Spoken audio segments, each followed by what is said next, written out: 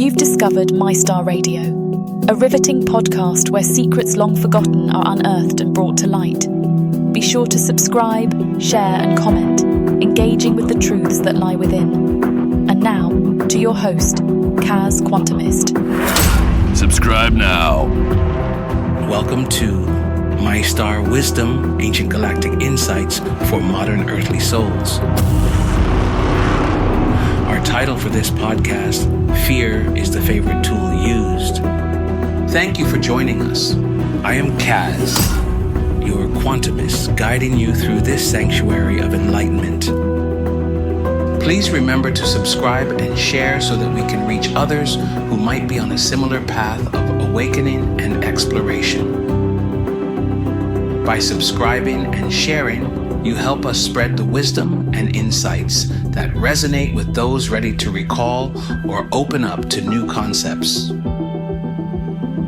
Fear is the favored tool used, and nothing could be more incontrovertible than this observation.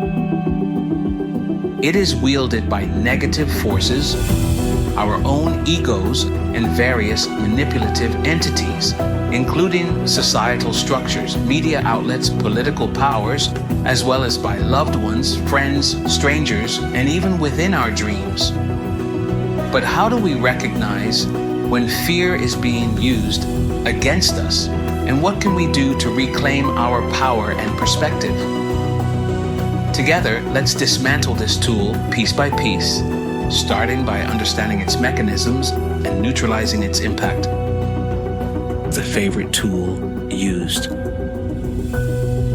Fear, or timor in Latin, pure in French, and paura in Italian, is an emotion that transcends language and culture. The word fear itself originates from the Old English word faer, meaning calamity or danger, and has roots in the Proto-Germanic word faraz, defined as an emotional response to perceived threats. Fear manifests in various forms, including apprehension, anxiety, and unease. It is the number one obstacle preventing mankind from expanding and discovering its true potential. From third-dimensional mortal puppet masters to those of the higher realms, fear is wielded to control and influence, creating an intricate web that impacts our lives on multiple levels. Given that fear can take so many shapes, from subtle discomfort to overwhelming dread, we will spend significant time examining its various facets before moving on to other subjects. Fear or anxiety is an emotional response to a perceived threat or danger. It is a fundamental survival mechanism that triggers physiological and psychological reactions designed to help an individual cope with a real or imagined threat. This response can manifest as an acute, immediate reaction or as a chronic state of unease. Emotions as energy in motion. The word emotion is derived from the Latin word emotere, which literally means energy in motion.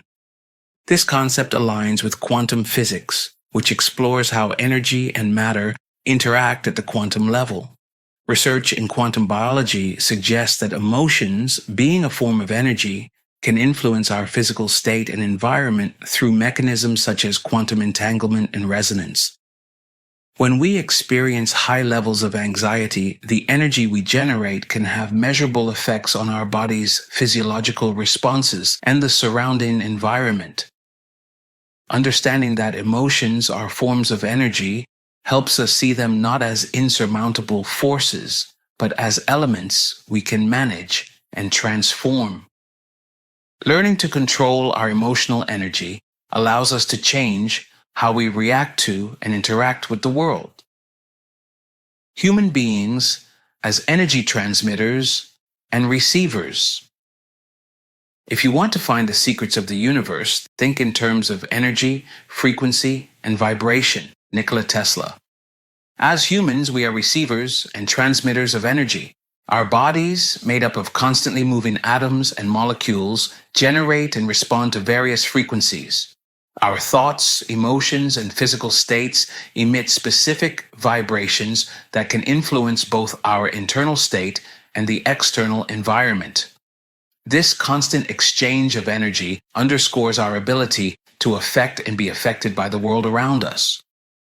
Recognizing and harnessing this energy empowers us to manage our emotional and physical well-being better. In future episodes, we will explore how to avoid losing our power and being drained by activities, environments, or energy vampires. Understanding these dynamics will help us maintain vitality and protect our energetic integrity. Is fear real? Or is fear only real to those who believe in fear? If we visit a doctor seeking relief from our anxiety, can the doctor actually tangibly diagnose this emotion? Can they perform an MRI or another procedure to measure the intensity of fear in our minds? Research indicates that fear activates the amygdala, a small region in the brain involved in processing emotions. However, the experience of fear varies greatly from person to person and cannot be universally quantified. Doctors prescribe medications to help people manage symptoms of anxiety and fear. These drugs work by depressing the central nervous system, reducing nervous tension, and creating a sense of calm. However, they don't eliminate fear. They mask the symptoms by altering the brain's activity. When we take medicines or any mind-altering drugs, whether prescribed or not, they can mask our true emotions or affect the mind. Unfortunately, from a frequency perspective, these substances, whether prescribed or recreational, chemically induce thought processes that can lower our natural human frequency. From a spiritual standpoint, this lowered frequency makes us more susceptible to influence by malevolent forces and entities. People who are influenced by fear or fearful people often say and do things, even commit horrendous acts under the sway of these forces. Their lowered frequencies create openings for these dark influences, leading to actions they might not otherwise take. Have you ever heard or said, "I don't know what came over me? I just got so upset"? Have you attended a party, for example, where everyone is enjoying themselves and suddenly a sense of hostility sweeps through the room, igniting a fight for no apparent reason? While often linked to alcohol, interestingly called spirits, these disruptions can and do also arise without it, especially among those susceptible to negative influences. This often happens when fear or stress lowers someone's or even groups of people's frequency, making them act irrationally or out of character. In more extreme cases, consider situations where someone harms another and afterward exhibits a cold, vacant expression, seemingly in shock and unable to comprehend their actions. This phenomenon can occur on an individual or a collective level. Recall the officer who knelt on George Floyd's neck. His expression was chillingly empty, an example of how individuals can be overtaken by malevolent forces. Similarly, when we witness groups going on a rampage, destroying their own city, it reflects a collective susceptibility to these negative energies. Have you watched the movie Fallen, starring Denzel Washington? Remember, as I've mentioned before in my previous podcast, beyond sight, Hollywood, and spiritual warfare. Not all of Hollywood is aligned with the negative forces. There are those who are considered divine lightworkers within the industry, using their platforms to illuminate truth and foster positive change whenever they can, while dramatizing concepts of unseen forces and spiritual warfare. These films also reflect the ongoing battle between light and darkness, a theme that resonates deeply with our current discussion. These films, though fictional, often hold kernels of truth for those willing to look closely and discern the realities that lie before us.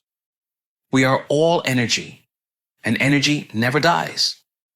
Our challenge is to understand and transform these energies, turning fear into empowerment and manipulation into awareness. There is an unseen spiritual battle raging for our souls, a conflict far beyond the visible struggles we face every day. Within this cosmic confrontation, there are forces that seek to harness human energy and frequencies as sustenance for their own survival. Have you heard of Alex Murdaugh? His troubling story vividly shows how unseen forces can exploit our vulnerabilities when we succumb to low vibrational states.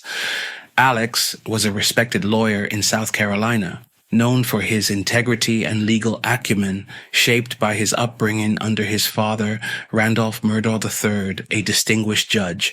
Despite this facade of respectability, Alex harbored secrets that would lead to catastrophic outcomes.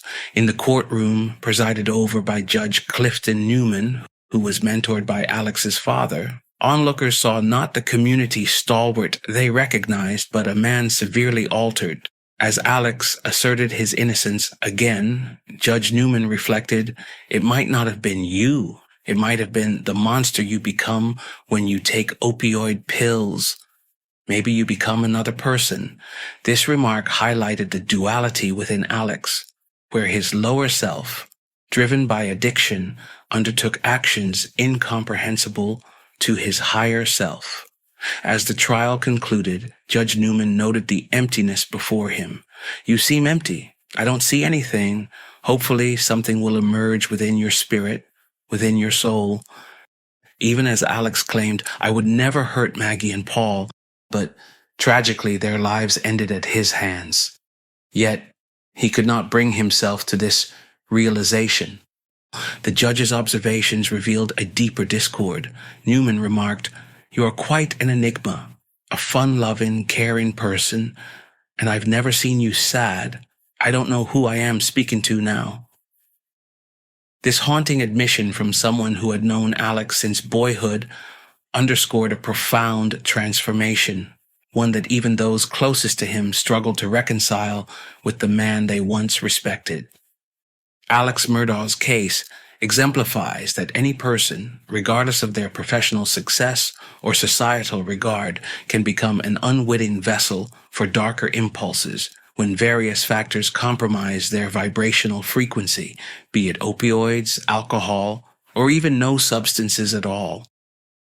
Emotional turmoil, such as sadness, guilt, shame, anxiety, and especially fear, since fear is deeply rooted in all negative vibrations, can lower our frequencies enough to make us susceptible to negative forces.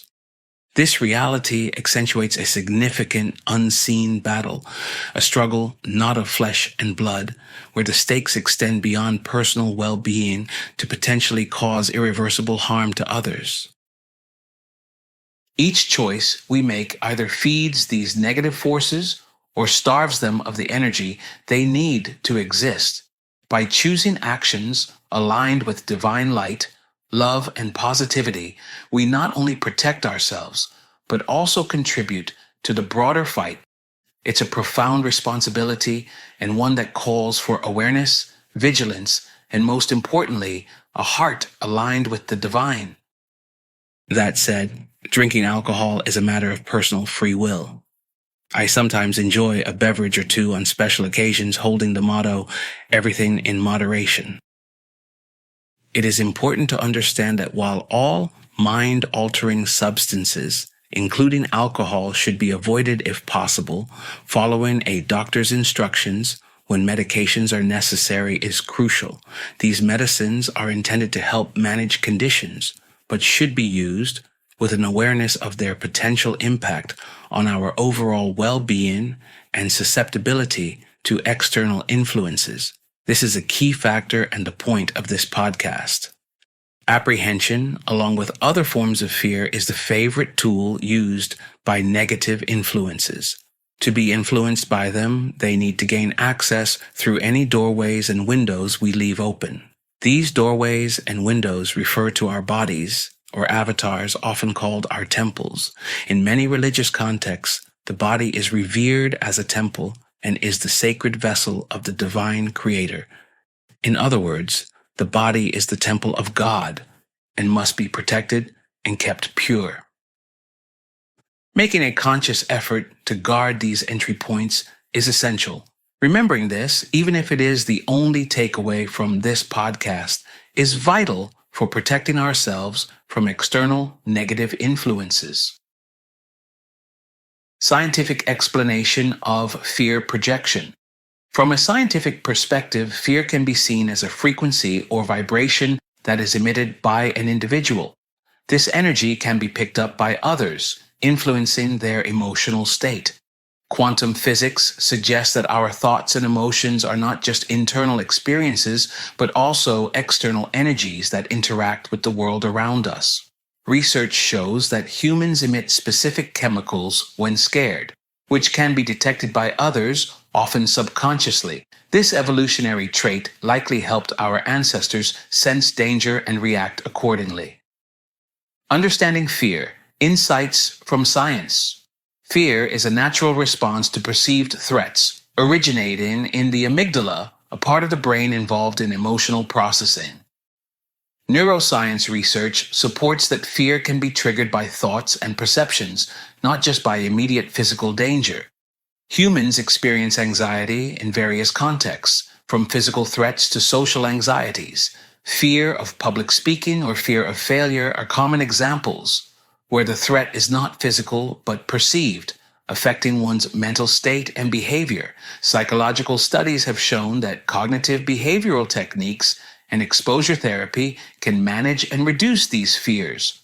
Prey animals, such as deer or rabbits, experience fear as an adaptive response to predators. This fear is not projected by the predators, but is a survival mechanism within the prey.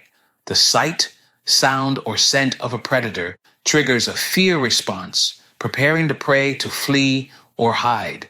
Fear can significantly impact decision-making and behavior. Studies show that anxiety can impair cognitive functions, leading to avoidance behaviors and limiting personal growth. Overcoming fear through mindfulness and resilience-building practices is supported by psychological research as an effective method for improving mental well-being.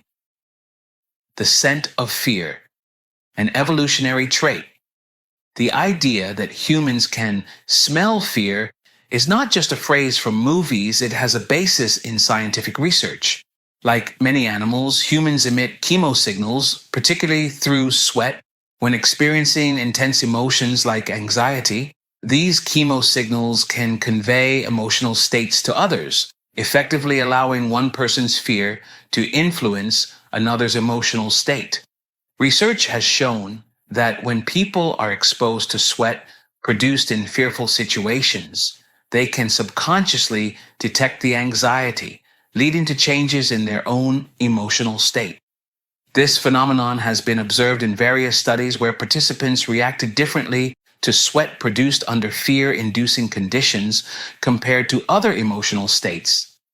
These findings suggest that our responses to these fear signals are not just psychological, but have a physiological component mediated by our sense of smell, which was likely an evolutionary advantage in early human societies where nonverbal communication was crucial for survival.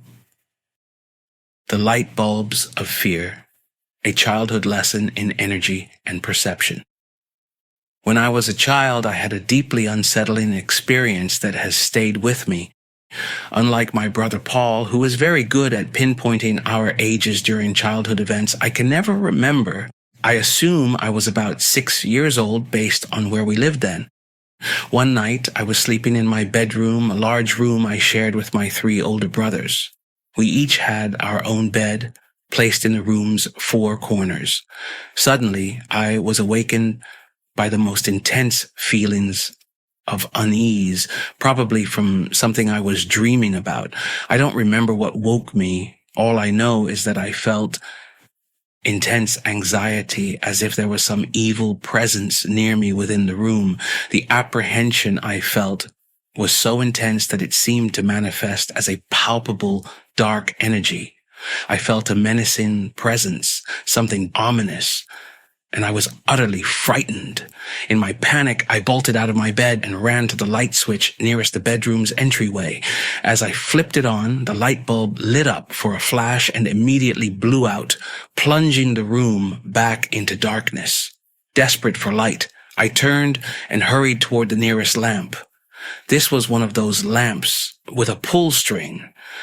As I reached up and frantically found the string, I quickly pulled it, and the light bulb lit up and made a popping sound. Now, I was back in the darkness and petrified. My fear was overwhelming, and I felt completely alone. Despite my brothers being in the same room, I was horrified and didn't even think to yell for help. Paralyzed by the fear of what might take hold of me, I stood there, frozen.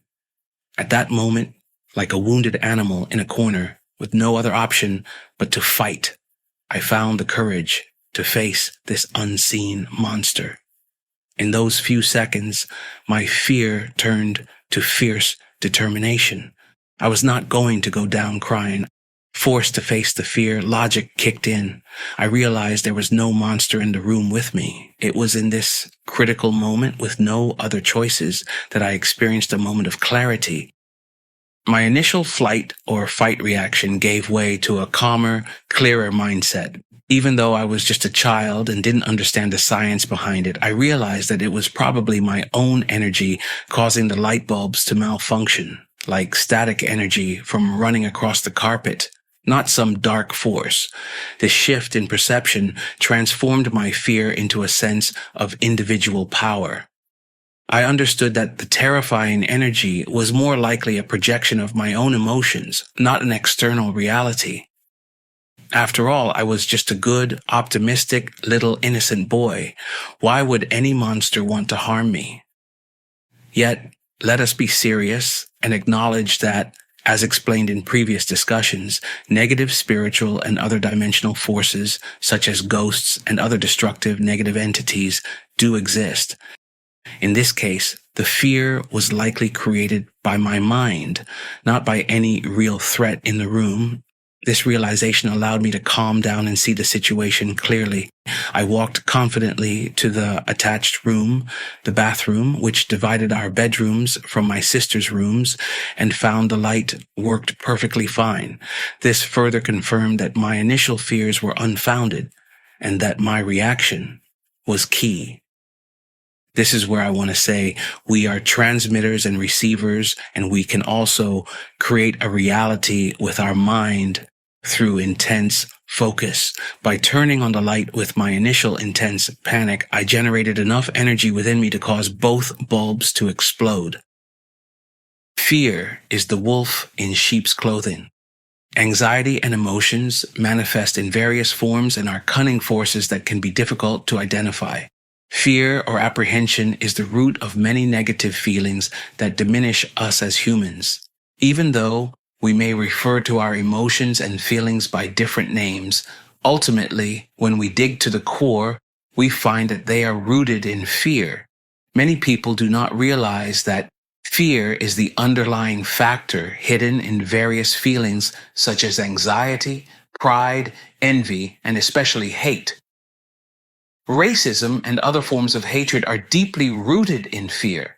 Fear of the unknown, fear of difference, and fear of perceived threats. At its core, anxiety is the fear of the unknown or the anticipation of a negative outcome. There are obvious fears, but many more are subtle and hidden. Fear is the primary tool used against all living beings to conquer and manipulate. Fear, hidden as the wolf in sheep's clothing, thrives because most people do not identify and associate negative feelings with fear. How often do we hear people say they are not fearful, yet in the same breath admit to being afraid of something else? Recently, I spoke with a friend who told me he was extremely stressed and worried about the state of our world today. I offered advice and agreed that things are challenging, but I emphasized that we must face all challenges without fear. He replied, "I'm not afraid for myself. I'm afraid for my children," not realizing that by simply saying he is afraid for his children, he is, in fact, claiming fear. Even the feeling of worry is rooted in fear. Sometimes I think of myself as superhuman, though I'm not. If anything makes me resemble a superhuman, it's my daily practiced awareness. Humans are prone to forgetting, so it requires a continuous 24/7 effort to maintain this ability to stop, pause, and analyze situations thoroughly. This helps me manage fear effectively. True courage involves practicing fearlessness instead of succumbing to fear. It requires cultivating awareness in every challenging moment and uncovering the underlying fears that hold us back. I, too, am affected by worries and concerns. However, I have found that the more I practice awareness and consciously check my feelings, the easier it becomes to conquer my fears. This awareness allows me to transform fear into courage like an animal in the corner, finding the strength to fight back. People fear asking for a raise from their boss, fearing rejection or disapproval. Many hesitate to start their own businesses, worried about the risk of failure. Approaching someone they are interested in for a date can be paralyzing due to fear of rejection. Public speaking, standing on stage, and addressing an audience are common fears that highlight anxiety and self-doubt. Other common examples include fear of failure, success, making the wrong decision, and change. These fears are not just isolated incidents, but often reflect a deeper fear of living fully and embracing life's uncertainties. Another major sign of anxiety is the fear of flying, where the fear of losing control or encountering danger dominates the mind. Fear of flying, in particular, can be a significant indicator of this broader fear, hindering individuals from experiencing new opportunities and adventures. For those of faith or those who consider themselves spiritual and believe in a power greater than themselves, it is crucial to come to the awareness that any fear contradicts their belief system. If you are conflicted with any fear, including the fear of flying, it indicates that fear is living within you. This means there are doors and windows open in your temple, allowing fear to enter. Fear is often a dark influence, not the light. This is in direct contradiction to your faith and belief that the Almighty holds the power. Ask yourselves, if you are a believer, person of faith, or spiritual, why do you suffer from this fear and anxiety? How can you let fear and faith coexist? This hidden fear manipulates and controls, preventing true progress and enlightenment. A person who is fearful of dying is also a person fearful of living. This profound statement underscores the deep connection between our fear of death and our fear of truly embracing life. Understanding this relationship is crucial as we explore the broader implications of fear in our lives. During the assassination attempt on a prominent political figure in July 2024, some people were surprised that much of the audience did not run or scatter away from the danger. Many of the audience reported that they were people of faith or evangelicals. This reaction highlights a significant distinction. People who strongly believe in a higher power often do not fear death. They trust that when it is their time, it is their time, and thus they have no fear of evil. This comfort stems from their faith, which provides them with a sense of protection and divine purpose. People who understand or believe in a power much greater than themselves, such as the source or a divine power, often find themselves free from fear. Whether of any religion or enlightened and considered spiritual, these individuals typically trust that they are protected by the divine. Consequently, they are generally fearless. However, despite their faith, those who still harbor fear are unknowingly leaving a window or door open for darkness to enter. It is contradictory to say we trust the divine, yet walk in fear. Fear is of the dark and those who align with the light must reflect and reconcile this contradiction. Fear and bravery often coexist. Bravery involves acknowledging and acting despite it. To walk in the light and truly embrace life, one must confront and manage fear, ensuring one's belief system aligns with one's actions. By recognizing these disguised forms of fear, we can address and overcome them, allowing for personal growth and a more fulfilling life. Fear, in its many guises, must be confronted and understood for us to break free from its paralyzing grip. Whenever you feel uncomfortable in any circumstance, take a moment for yourself and realize this is coming from some form of fear. Break it down and shine the light on the feelings that make you uncomfortable. Fear is of the dark, and the dark cannot defeat the light. Manipulation of fear by dark forces.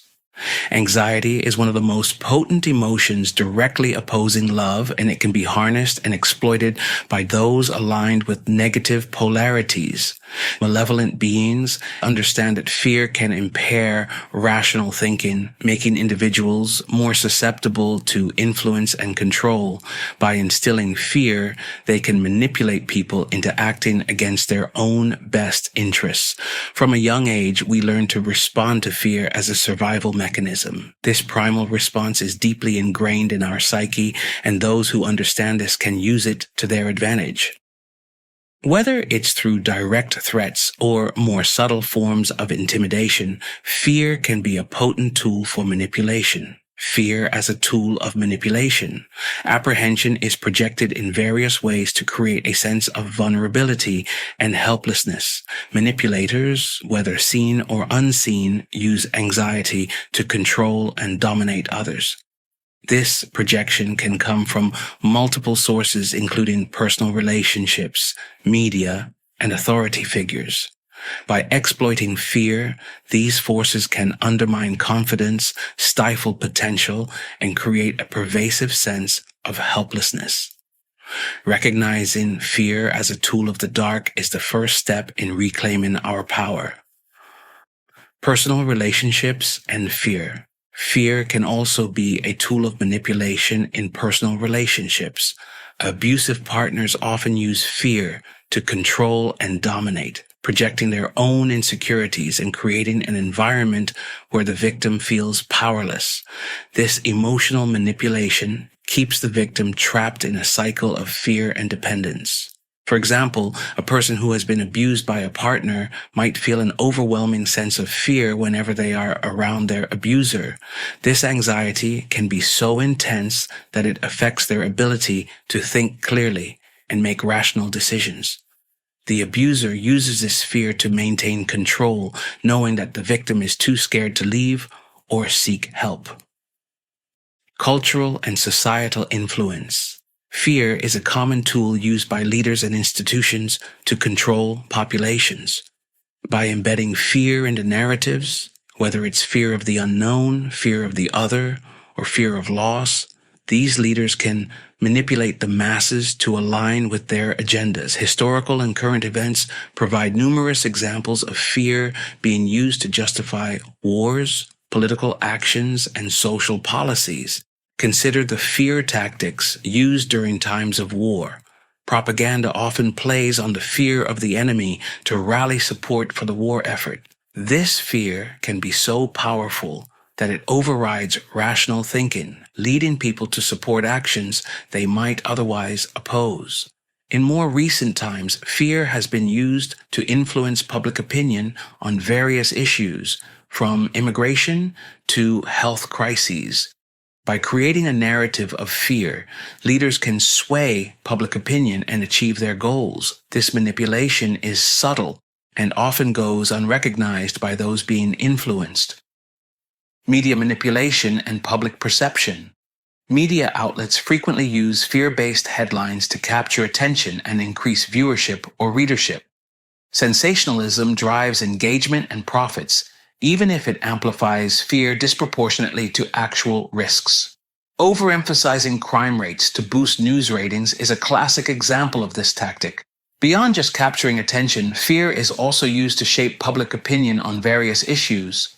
Media can influence societal attitudes and behaviors by manipulating how people perceive certain events or groups. For instance, fear-mongering around immigration can significantly sway public opinion. Marketing and advertising. Even in the realm of marketing and advertising, fear is a powerful tool.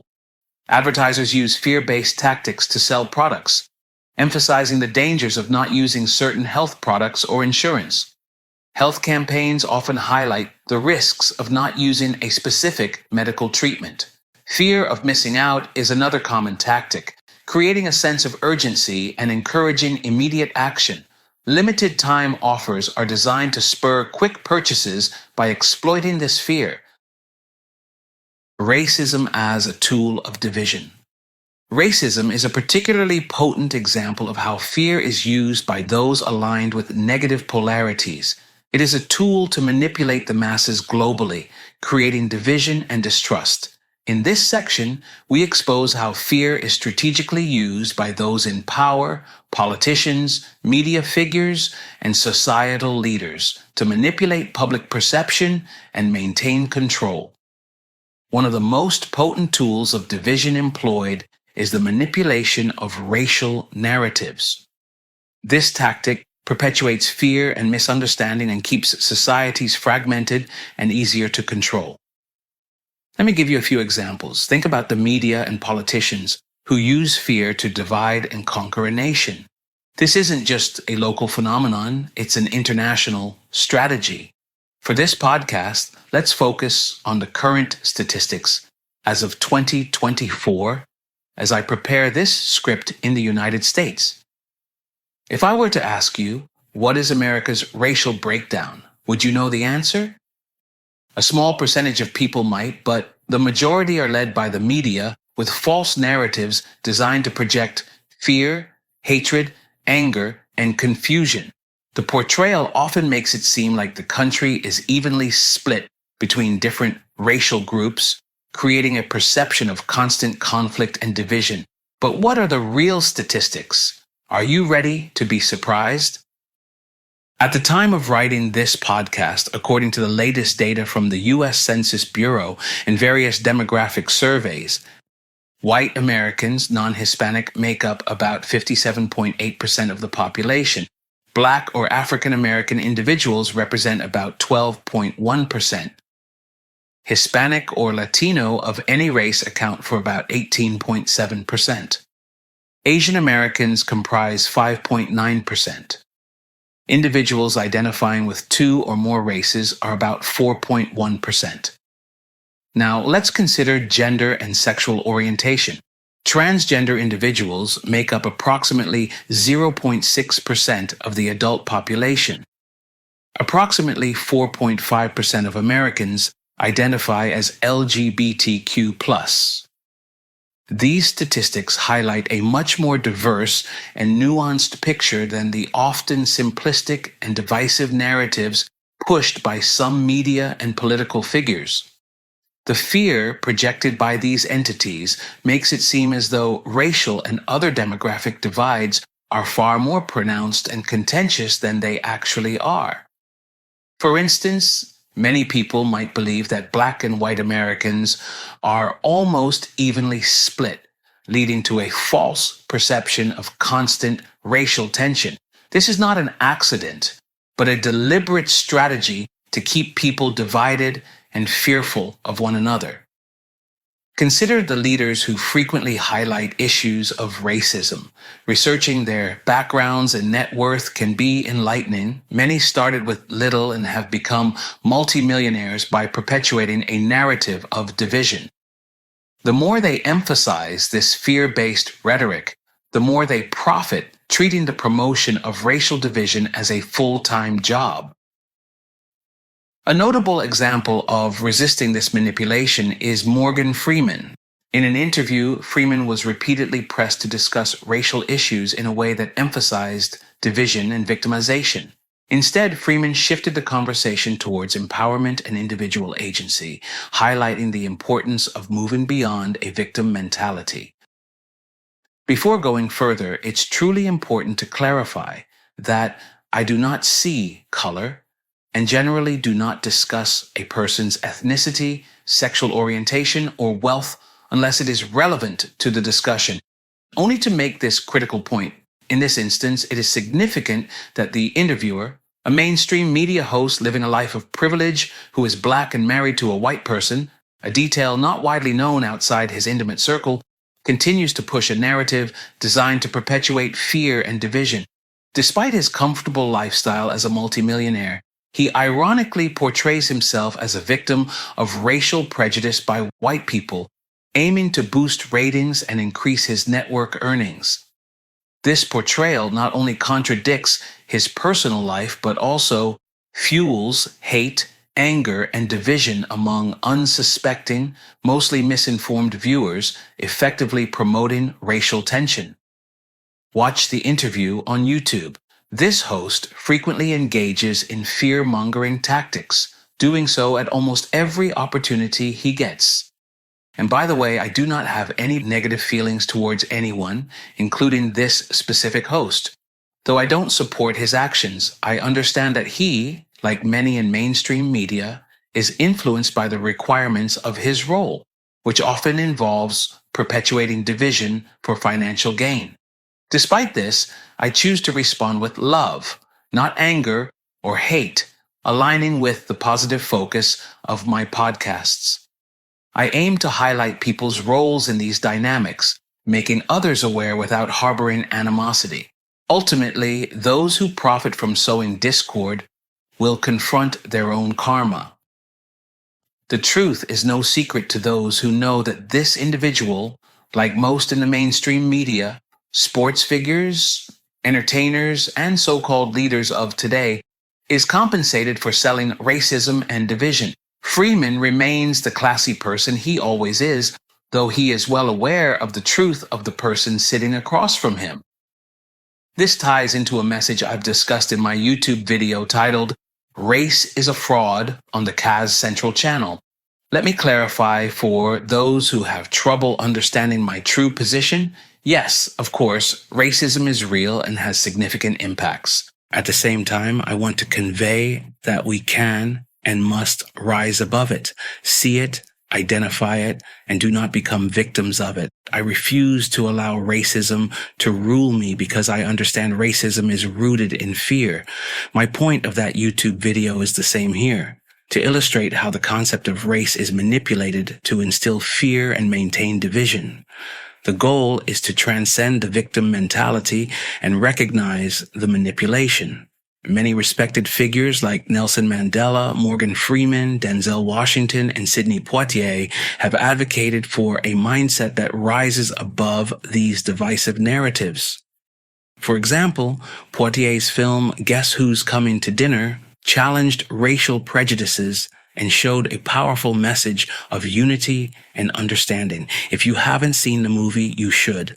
These individuals have demonstrated through their work and words that it's possible to achieve greatness without succumbing to a victim mindset. I urge younger people today to seek the truth, do their research, and find out where these so-called leaders who are perpetuating racism come from and what their real motives are. I once attended a wedding in Hollywood where I observed the behavior of a well-known reverend who is often vocal about racial issues. This individual has become quite influential, using his platform to address racial tensions. Despite his public stance, he has been seen in friendly interactions with prominent politicians whom he criticizes in his speeches, suggesting a complexity in his public and private personas. Photographs and videos from various events capture him in celebratory moments and even offering friendly gestures, such as performing a brief shoulder massage on one of the very same politicians he publicly opposes viciously. These images reveal a different side to the narrative, showing that this leader has received substantial financial support from these figures, adding to his wealth. Unfortunately, many people do not take the time to look at these proofs that are often in plain sight. Instead, they prefer to be led, choosing complacency over curiosity. This tendency to follow rather than lead makes it easy for public figures to manipulate perceptions. The word racism is particularly potent in public discourse, capable of evoking strong emotional responses and influencing public perception, especially when people do not investigate the full context. Racism is a tool of evil, and those who perpetuate it are being used by these evil forces. These unseen forces, which we mentioned in earlier episodes, are the true masters of this frequency vibration of fear. It trickles down from these forces to humans, who then learn the traits of manipulation and use them against themselves and others, almost always for financial gain. As I often emphasize, there is nothing wrong with having money, being rich, or enjoying wealth. All humans deserve abundance if it aligns with their life's mission and does not cause disturbance. I too enjoy the finer things in life and strive for a decent, steady income, just like anyone else. However, it's crucial not to sell your soul for financial gain, as the love of money is the root of all evil. While money is necessary in this world and provides us with various choices, it does not directly bring happiness and can sometimes lead to more problems. Especially from a spiritual perspective, wealth can be a distraction from our true life's purpose.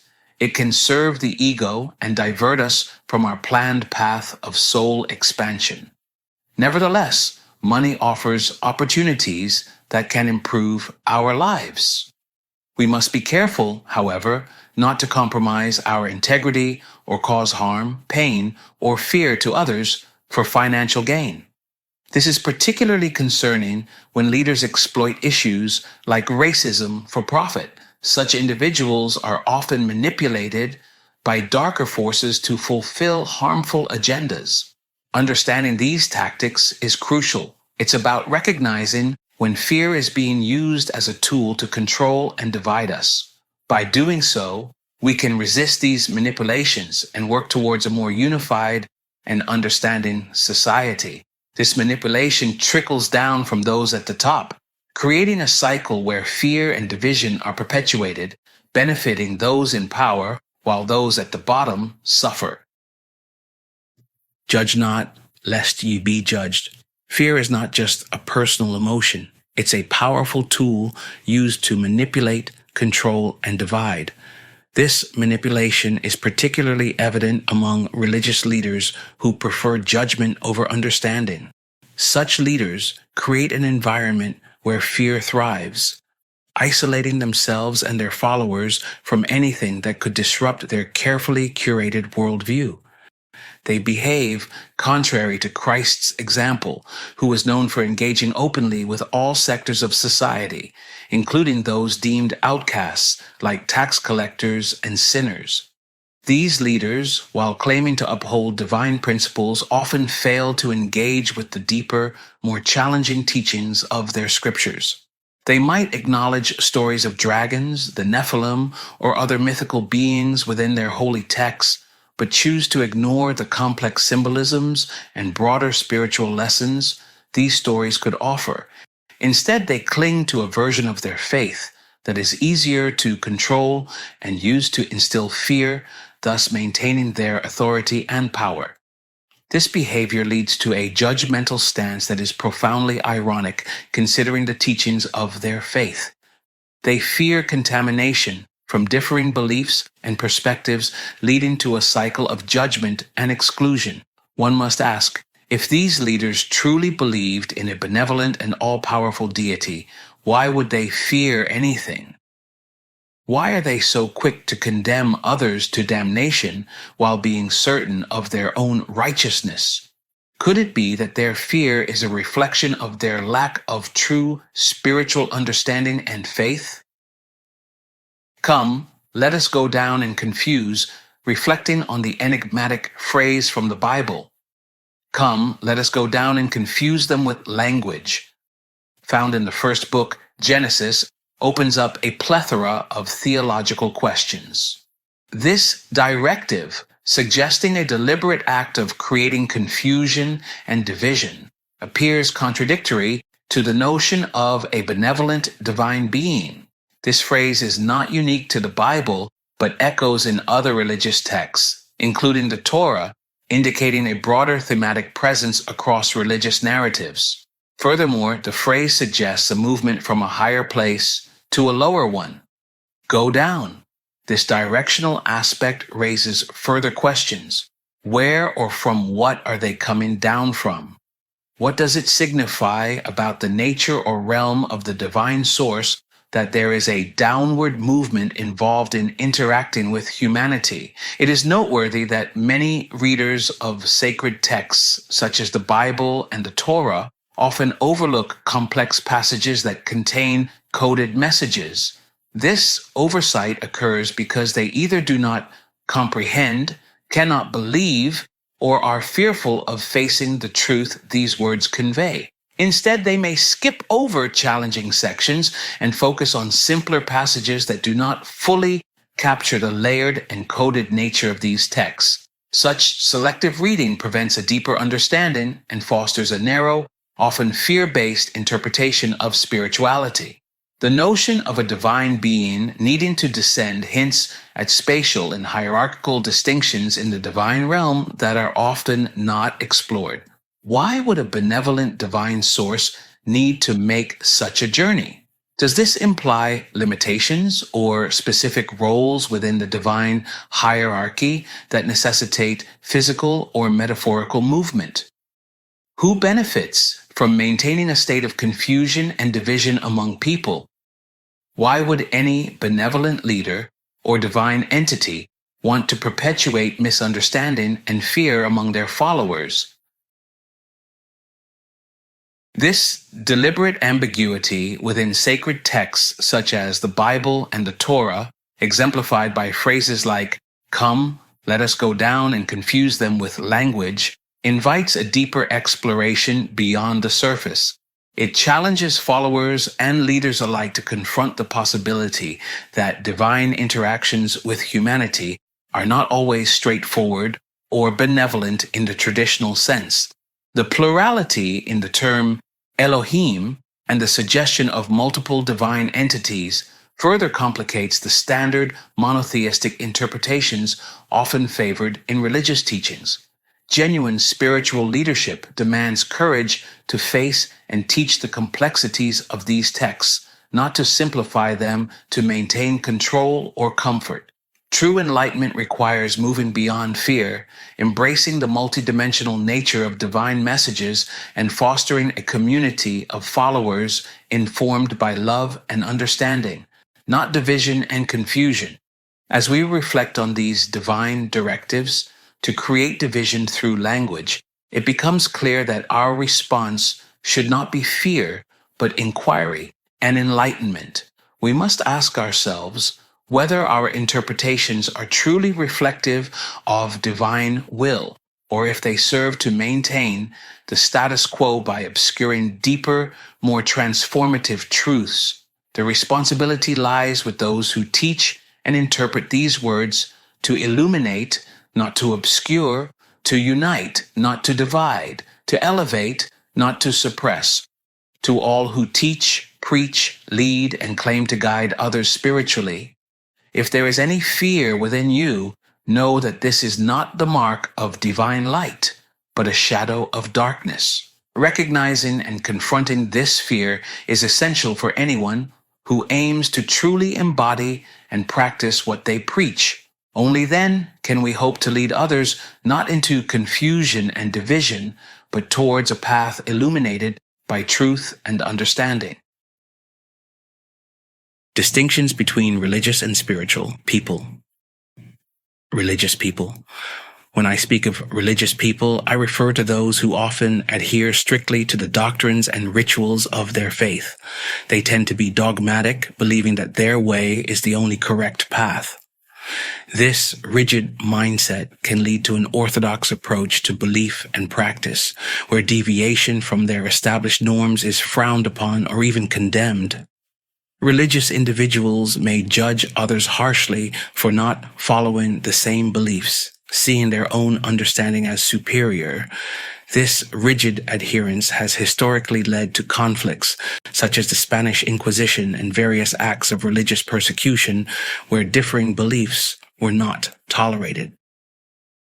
Spiritual people. On the other hand, spiritual people are more open and accepting. They recognize that there is one source of creation, but they understand that each person has free will and the right to their own spiritual journey. Spiritual individuals are inclusive, acknowledging that everyone's truth is personal and valid. They are less concerned with rigid doctrines and more focused on personal growth, connection, and understanding. This openness fosters a more compassionate and harmonious approach to spirituality, encouraging dialogue and mutual respect among diverse beliefs. Those who are rigid in their beliefs, thinking they have an entitled understanding of the source and that their way is the only way, are often misguided and potentially dangerous. History has shown us that such dogmatism can lead to extreme actions and even atrocities. In contrast, an inclusive and open-minded approach, recognizing the validity of multiple paths, promotes peace and understanding. The key to a harmonious existence lies in embracing diversity and allowing each individual the freedom to explore their own spiritual truth. Embracing more, not less. Fear can manifest in many ways, including the fear of not recognizing our worth, which can lead us to settle for less than we deserve. This subtle yet pervasive fear can prevent us from fully embracing the abundance life has to offer. Recently, I spoke with one of my most admired friends who has unknowingly helped me expand spiritually more than anyone else. She described her life as perfectly imperfect. Initially, I thought that was a good way of looking at things, an acceptance of life's imperfections. However, I began to think of how important this person was to me, and I thought there was no way this person should settle for anything less than the very best. Upon deeper reflection, I realized this perspective might subtly encourage settling for less than we deserve. It's not that we have to expect everything in life to be perfect. If what we want in life are the imperfections, then we should accept that and seek no more. However, we should make sure that we are not of the mindset that we have to take what we get. That is not true. Striving for more is not about greed. It's about recognizing your worth and insisting on the best. Embracing this mindset empowers us to break free from the fear that limits our potential and opens the door to a life filled with greater possibilities and fulfillment. Confronting fear head on. If it is darkness that we fear, we must face it directly. Begin by turning off the lights and sitting in the middle of the room. Remain there until you no longer feel fear. If the fear becomes overwhelming, turn on the lights, and you will see that there is nothing to fear in the dark, except the fear we ourselves create within the walls of our minds. After coming to this realization, repeat this process until you are no longer ruled or manipulated by fear of your thoughts. Fear is an illusion, projected thoughts, a construct of our minds that loses power once confronted. Practice and build resilience to overcome fear, allowing it to diminish its control over your life. Whatever we fear, don't hide or cower. Face all fears. This simple yet powerful act can transform how you perceive and handle fear, leading to greater personal freedom and empowerment. Conquering fear, a path to empowerment. Identifying our fears. The first step in conquering fear is identifying what we fear. This requires introspection and honesty with ourselves. Take some time to reflect on the various fears that affect you daily. These could range from small anxieties to significant phobias. Making the decision to face our fears. Each of us must decide if we want to conquer our fears. This decision is the cornerstone of empowerment. Once we commit to facing our fears, we begin to reclaim our power. starting with smaller fears. Imagine your fears as stepping stones that lead you gradually towards greater challenges. Begin with the smaller, manageable fears to build your faith and confidence. For instance, if you're apprehensive about making decisions in high-stress situations, start by making small, low-stakes decisions that don't overwhelm you. Each minor victory is like a small step of faith, helping you gain momentum and strength. Your confidence grows as you successfully navigate these smaller challenges, preparing you for bigger obstacles. Facing the biggest fear. Conversely, some find it more effective to face their largest fear directly, akin to confronting a mighty lion head-on. Tackling your most significant fear can be empowering and transformative as a pivotal point in your life.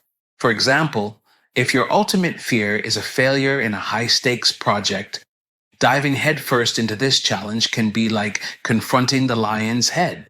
By overcoming this major hurdle, smaller related fears often lose their grip on you.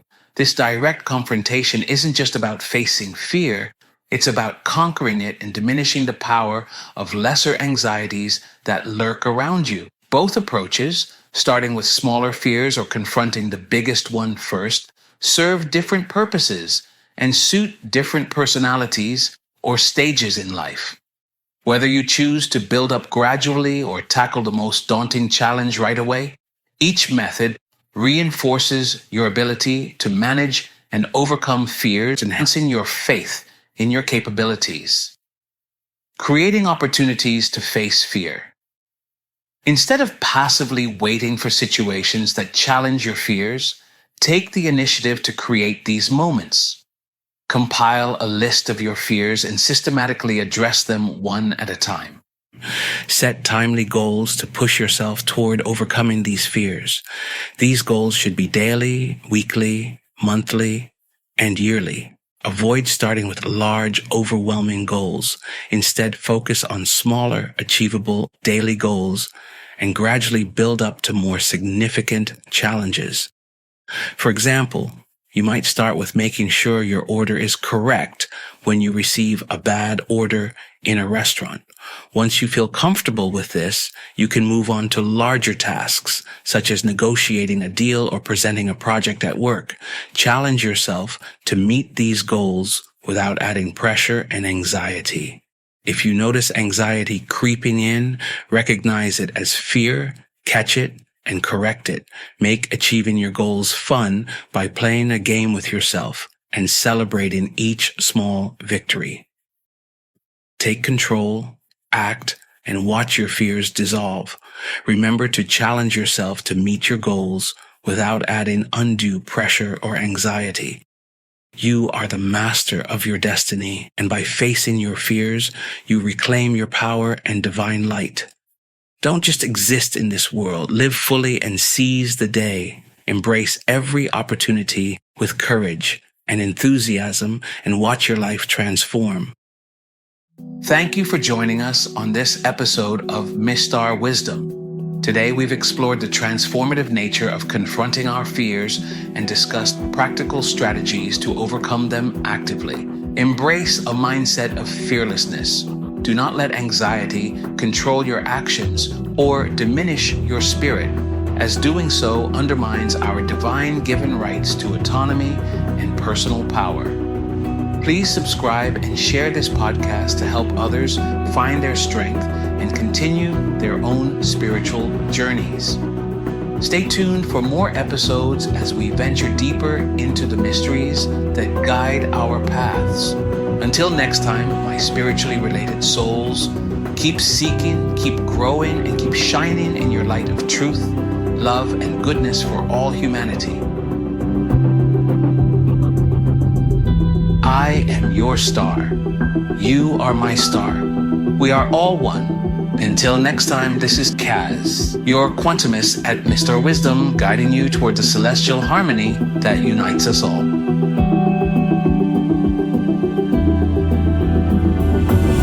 Numbers 11, 17. He asked the Lord, "Why have you brought this trouble on your servant?" What have I done to displease you that you put the burden of all these people on me? Kaz Quantumist. 17. I will come down and speak with you there, and I will take some of the power of the Spirit that is on you and put it on them. They will share the burden of the people with you, so that you will not have to carry it alone.